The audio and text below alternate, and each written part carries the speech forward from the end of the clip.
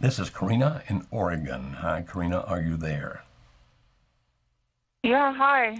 Good. Hi, Josephine. Did I pronounce your name correctly? That's right, Karina. Okay, good. How may we help you Yeah. today?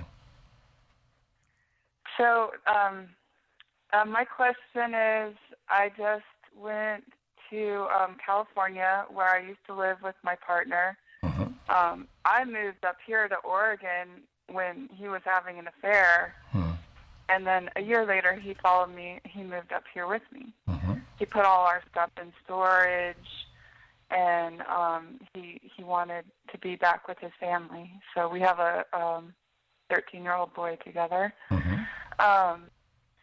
And I just was recently in California, and I went to our storage. I got all our stuff out of storage, and I found a bag that had crystals and cards and different things, a little journal, different things that were all gifts given back and forth. Mm-hmm. Between him and the other person, or between him and you? Between him and the other person. Okay. Yeah, there was nice things between him and me as well, Okay. which I'm not worried about those things. But I'm just wondering. I have the bag. I got home a couple days ago, and the bag is still stuffed under my seat in my truck because I didn't know on the way. I was tempted to throw it out, and I wasn't sure. I was just looking for advice, maybe, of what I should do about the bag of gifts and cards and all of that. Mm-hmm. May I ask you a question? What value is there to what value is there to anyone, including you, for you to keep those things? Yeah. No value. No. The only thing I guess I could think is that I didn't want him to find out I threw them away and then feel like I was doing something controlling. I see. And so you're not keeping them so that you can remind yourself that he was unfaithful to you. That's not part of your motivation. You're not keeping them so that occasionally you can get mad at him all over again. No. Okay. So the only reason, now I'm asking you, so be really honest. The only reason you're keeping them is because you discovered them without his being aware you discovered them, and you're afraid if you destroy them, then he's going to get angry. Is that correct? Mm-hmm. Okay. Yeah. So why haven't you told him that you found them? Then I haven't told them I found them because I guess I still am tempted to throw them away and just not talk about it and not think about it. And because if I tell him that, I guess it is controlling in a way, because I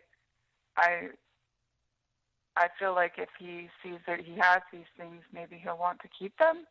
And then they'll be in my house. Okay. That's why I'm worried. And so, so among the big decisions here, the first one is, should I tell him I have them or not? Okay. And the other decision is, if I decide not to tell him, do I throw them away or do I keep them in some safe place?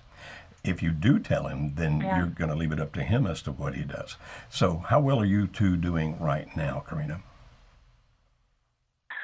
Well, I was away for 2 weeks, and during the time he's very sweet to me on the phone and missed me a lot. I think he's still. I've listened to your talks a lot, and I think he's still going through a little bit of withdrawal and a little depression.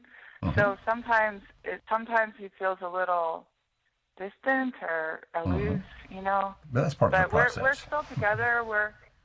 We are we're living together and we're making the best of it. Doing pretty good, I guess. Yeah. Well, if you choose to throw them away, obviously you can do that. And at some point, if he ever goes looking for them, that's a big if he ever goes looking for them and can't find them, he won't know what happened to them. At that point, he might ask you, did you find those things? Did you throw them away?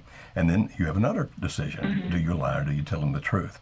You see, my opinion is the simpler you can make things, the better off you'll be. Because the more complicated they become, the more potentials for messing up something big time somewhere. Now, I can't tell you what to do, Obviously, you make your own decision, but here is my suggestion.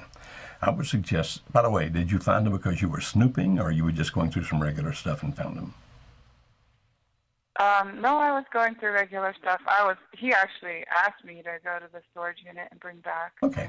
I have a truck, so I loaded up the truck, and that was just a month. So it's not going to be like, I went behind your back. That's not going to be the case here. The case is he knew you were looking. Then here's my suggestion. Again, Corinna, you have to decide for yourself, but my suggestion is this. When it's a comfortable, convenient time, I mean, not when you're with kids or when television's on and you're watching some program that you like, none of that. When it's just the two of you, you can actually have a really good talk. In other words, you can get each other's attention. Yeah. I suggest you look at him. By the way, while I was cleaning out the storage that you asked me to go do, I found these things. And I know that they're related to her, and I would appreciate it very much if we could do away with them because their existence causes me pain. Now, if you do that, then you're direct, you're upfront, you let him know how you found them, that you weren't snooping, you weren't prying, and you say, they're painful to me. I would like to do away with them. Let's do that. If he agrees, then you've made a major step in the right direction because it's like, wow, he doesn't even want remembrances of her. By the way, if he hesitates a little before he agrees, don't panic. That could still be part of that grief process, and so don't let that upset you. A hesitancy here does not mean anything significant. Trust me. Okay, it just means he's being human. Now, if he were to say, no, I want to keep those things, then you need to know that anyway, so that you can have a very deep conversation with him. And that deep conversation would be, well, since you're committing to me, I need to understand why you feel that you need them there. And I also need you to understand that their very existence, the fact that you hang on to them, hurts me because now I'm wondering, who are you really choosing? Now, you don't attack because attacking always makes people defensive.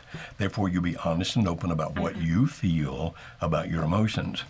And the fact that he wants to be with you indicates to me that probably what's going to happen, I don't know for sure, but probably what's going to happen is that he'll say, let's destroy them. And then you're going to feel really good about that because he made a clear-cut choice that he doesn't want anything left to do with her. But understand, there is a risk in this. The risk might be that he says, no, I want to keep them. And if that happens, you've really got to talk about them. But it still seems to me that the simple, direct approach, without being angry, without yelling, without being accusatory, that the simple, honest, truthful approach has so many more opportunities for good things to happen. Whereas if you try to do anything else, there's so many more opportunities for something bad to happen. Would you agree with that, Kimberly? Okay. Absolutely. I would agree 100%. If it were me, I'd probably throw them away and not ever say anything. But I think the advice that you gave is spot on. And the fact that Corinna's asking about it is it shows that her heart's in a really good place as well. So, perfect. Okay.